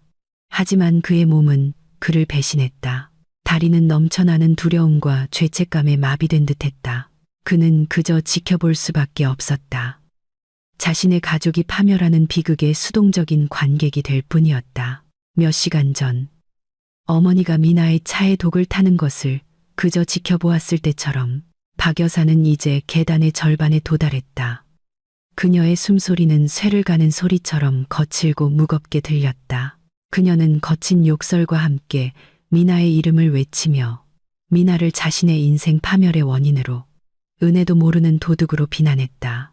그 말들은 여과 없이 쏟아져 나와 그동안 예의라는 가면 뒤에 깔끔하게 숨겨져 있던 그녀의 본성을 스스로 폭로했다. 박 여사는 더 이상 손님들을 신경 쓰지 않았다. 문 밖에서 점점 가까워지는 경찰 사이렌 소리도 신경 쓰지 않았다. 그녀의 초점은 단 하나였다. 그녀는 미나를 그 발코니에서 밀어버리고 싶었다. 며느리의 몸이 아래 바닥으로 떨어져 산산조각 나는 것을 보고 싶었다. 미나의 죽음으로 모든 디지털 증거가 사라지거나 적어도 자신의 마음의 고통이 보상받기를 바랐다. 거리는 점점 더 가까워졌다. 계단 10칸만이 남았다. 미나는 박 여사의 이마를 적시는 땀방울과 그녀의 눈동자에서 춤추는 광기를 볼 수 있었다. 미나는 심호흡을 하며 모든 집중력을 모았다. 그녀는 어릴 적 시골에서 아버지가 거센 강물을 거스르려 하지 말고 그 흐름을 따라가되 방향을 틀라고 가르쳐 주셨던 것을 기억했다. 미쳐 날뛰는 박 여사의 힘에 맞설 필요가 없었다. 그저 적절한 순간에 피하기만 하면 되었다. 미나는 난간을 잡은 손에 힘을 풀고 발의 중심을 약간 옆으로 옮기며 피할 준비를 했다. 그녀는 시어머니를 공격하지 않을 것이었다. 물리적인 폭력으로 자신의 손을 더럽히지 않을 것이었다. 그녀는 업보와 중력이 제 역할을 하도록 내버려 둘 것이었다. 박 여사는 귀를 찢을 듯한 날카로운 비명과 함께 마지막 계단에 도달했고 미나를 향해 돌진했다. 그녀의 손이 앞으로 뻗어나왔다. 날카로운 손톱과 커다란 다이아몬드 반지를 아직 낀 그녀의 손가락들이 미나의 목을 향해 똑바로 향했다. 그녀는 목을 조른 다음 미나를 뒤로 밀어 낮은 발코니 난간 너머로 떨어뜨릴 작정이었다. 하지만 미나는 준비가 되어 있었다. 박 여사의 손이 그녀의 피부에 닿기 직전의 찰나에 미나는 마치 춤추는 사람이 파트너를 피하듯 재빠르고 유연한 동작으로 몸을 옆으로 돌렸다. 미나가 왼쪽으로 피하며 복도 벽에 바싹 붙자 그녀의 드레스가 부드럽게 스치는 소리가 났다. 앞으로 밀기 위해 온 힘과 체중을 실었던 박 여사는 허공을 밀고 있는 자신을 발견했다. 그녀의 빠른 돌진의 기세는 그렇게 쉽게 멈출 수 없었다. 몸이 앞으로 강하게 쏠리며 균형을 잃었다. 목표가 빗나갔다는 것을 깨달았을 때 그녀의 눈은 놀라움으로 커졌다. 그녀는 몸을 지탱하기 위해 계단 난간을 잡으려 했지만 땀으로 미끄러운 손은 쇠를 잡지 못했다. 오른발을 앞으로 내디뎌 발판을 찾으려 했지만 운명은 달랐다. 맨발의 뒤꿈치가 바닥에 끌리던 자신의 긴 드레스 끝자락을 밟았다. 튼튼한 실크천이 그녀의 발걸음을 막아 그녀를 자신의 화려함이라는 덫에 가두었다.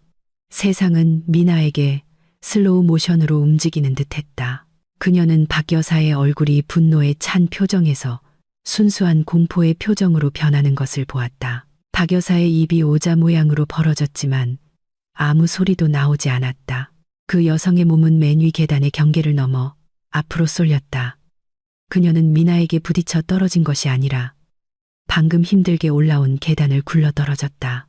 중력이 박 여사의 몸을 무자비하게 끌어당겼다.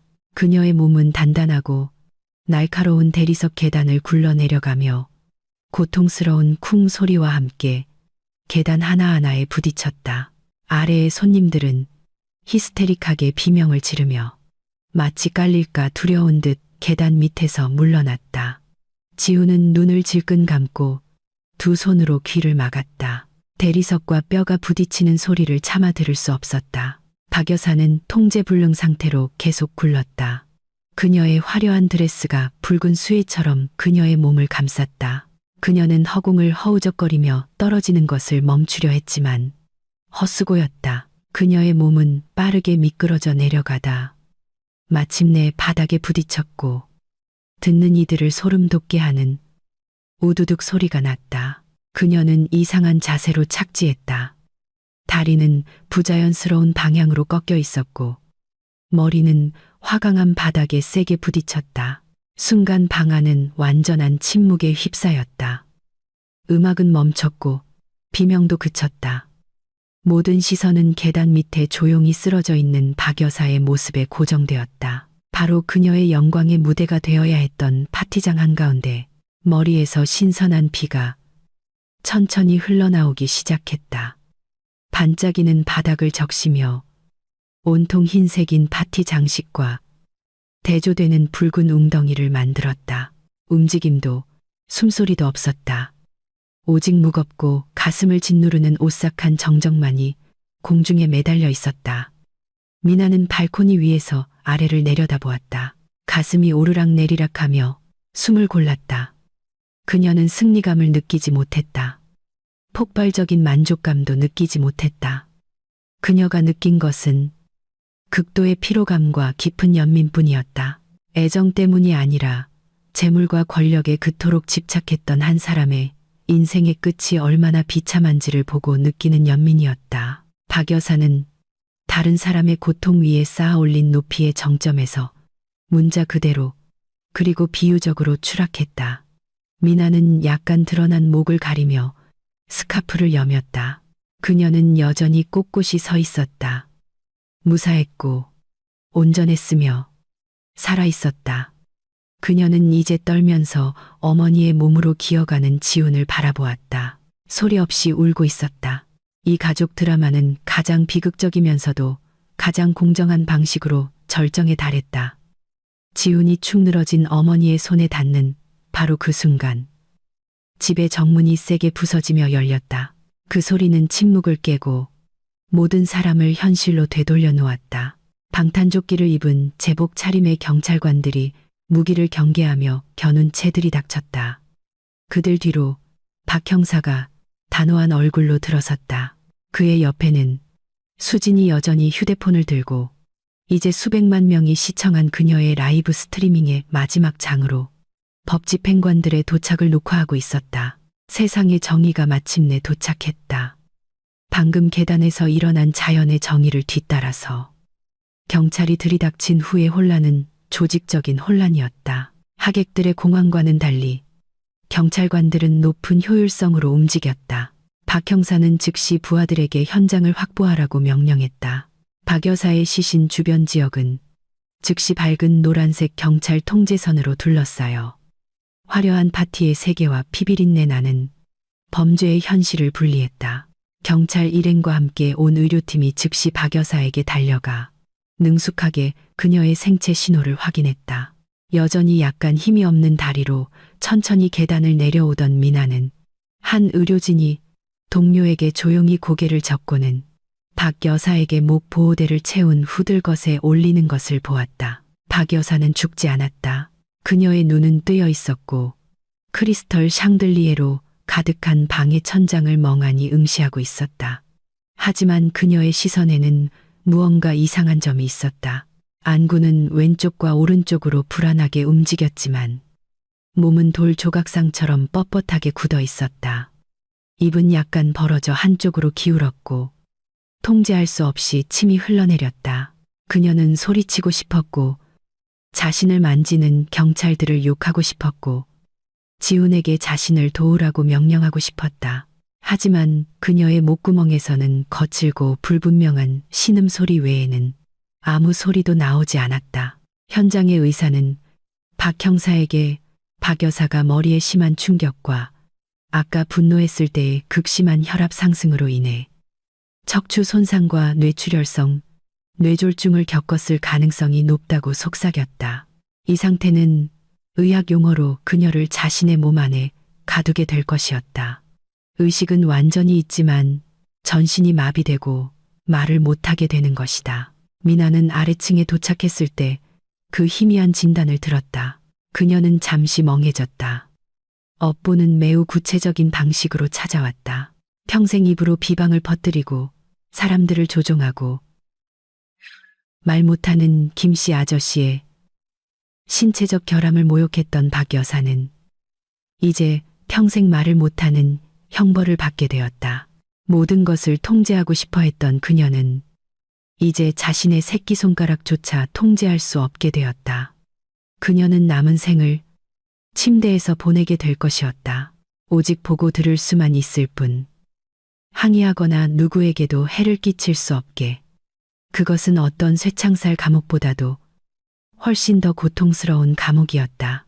한편 방의 다른 구석에서는 지훈의 체포가 저항 없이 진행되었다. 경찰은 미나가 말한 대로 그의 바지 주머니에서 거짓 유서를 발견했다.